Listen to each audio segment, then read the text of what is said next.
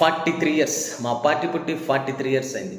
We have seen the highest offices. కేంద్ర ప్రభుత్వంలో ఒక ప్రెసిడెంట్ని, ఒక ప్రైమ్ మినిస్టర్ని లిటరల్గా ఎన్నిక చేసుకునేటువంటి పొజిషన్ గల పార్టీ మాది ఆ రోజుల్లో.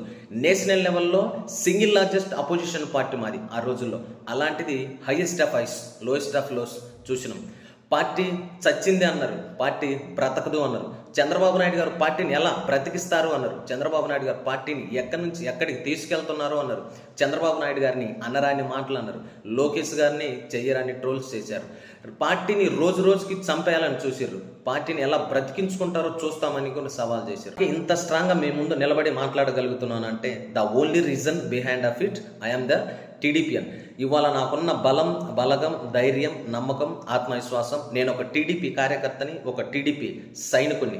బహుశా నాకు అప్పుడప్పుడు అనిపిస్తుంటుంది, నా పుట్టుక ఈ జెండా మోసి, ఈ జెండా ద్వారాగా నా ఒడ్డెర జాతి యొక్క గౌరవం, ఆత్మగౌరవాన్ని ముందుకు తీసుకెళ్లాల్సిన అవసరం నా మీద ఎంతో ఉంది అనిపిస్తూ ఉంటుంది.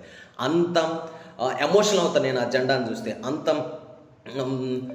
బ్లడ్ పెట్టేసి ఆ పని చేయాలనిపిస్తుంది నాకు ఆ జెండా.